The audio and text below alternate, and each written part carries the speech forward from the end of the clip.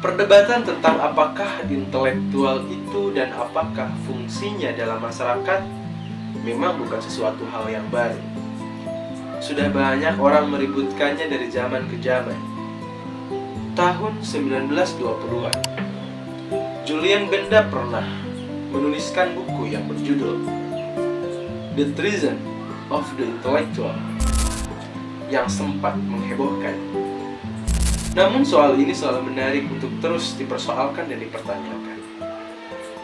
Mokhtar Lubis, sastrawan dan wartawan terkemuka kita yang pernah dipenjarakan tanpa diadili oleh rezim Soekarno, suatu kali ia pernah menulis bahwa seorang intelektual adalah ia yang tidak merintih ketika ditindas dan yang tidak menindas saat berkuasa.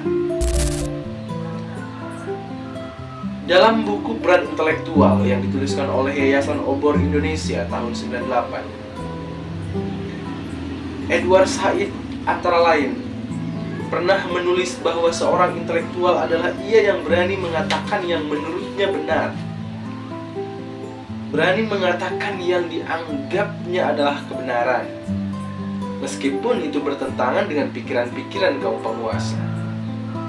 Bagi Edward Said, seorang intelektual adalah pencipta sebuah bahasa yang berani mengatakan yang benar pada penguasa.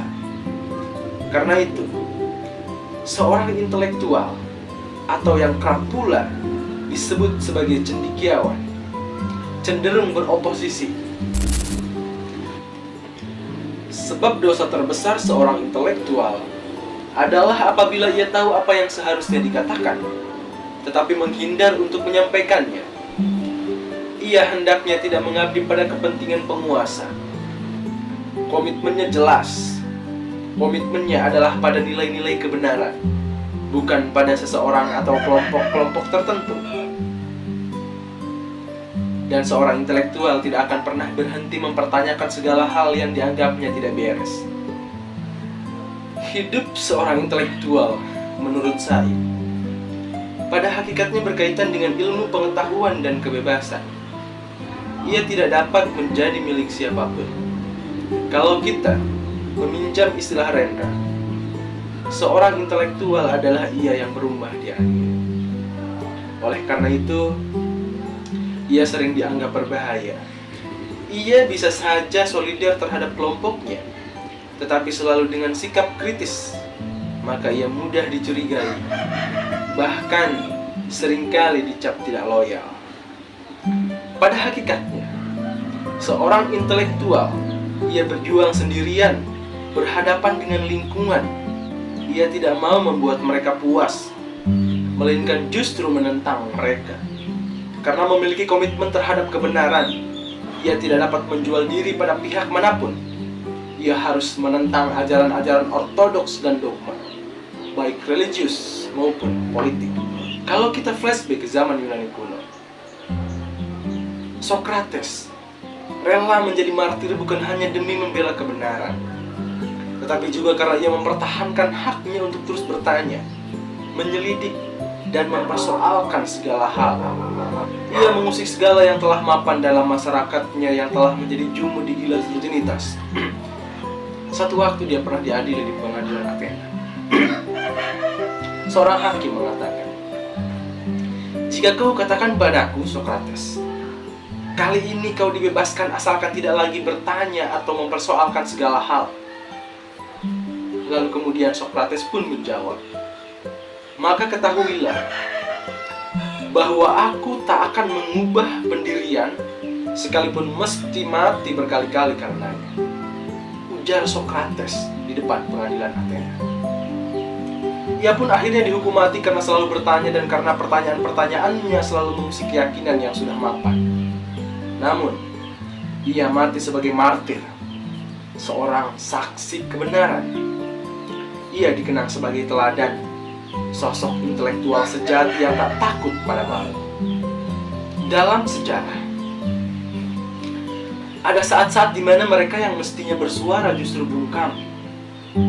Mungkin karena takut, cari selamat, atau karena sebab-sebab yang lain. Di Di masa Soeharto berkuasa sebagai orang paling kuat di Indonesia waktu itu, nyaris tak ada kaum cerdik pandai kita yang berani bersuara menentang kezalimannya. Kalaupun ada, itu hanyalah beberapa gelintir saja. Sebut saja misalnya Sri Bintang Pamungkas, dosen Universitas Indonesia, yang kemudian dipenjarakan dengan tuduhan makar, dan George Junus Adicondro, dosen Universitas Katolik Satya Wacana Salatiga, yang terpaksa hengkang ke Australia karena terancam keselamatannya. Barulah setelah Soeharto jatuh, ramai-ramai orang berebut bicara. Waktu kemudian berlalu, penguasa yang satu berganti oleh penguasa yang lain. Namun, bagi rakyat kebanyakan, keadaan belum kunjung berubah. Hidup mereka tetap susah.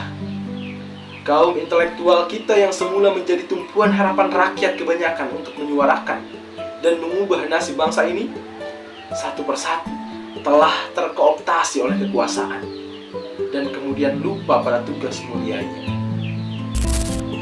Rupanya, kursi yang empuk memang melenakan kawan-kawan.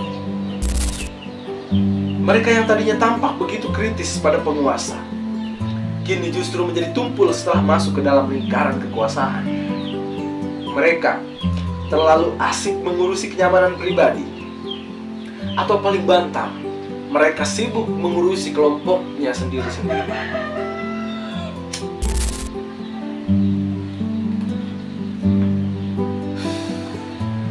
Pertanyaannya sekarang, masihkah kita bisa berharap pada kaum intelektual jika mereka telah menjelma menjadi para teknokrat alat kekuasaan atau sekedar hamba partai? Mestikah kita terus menanti entah sampai kapan hingga munculnya para intelektual sejati yang rela berkorban demi kepentingan orang banyak?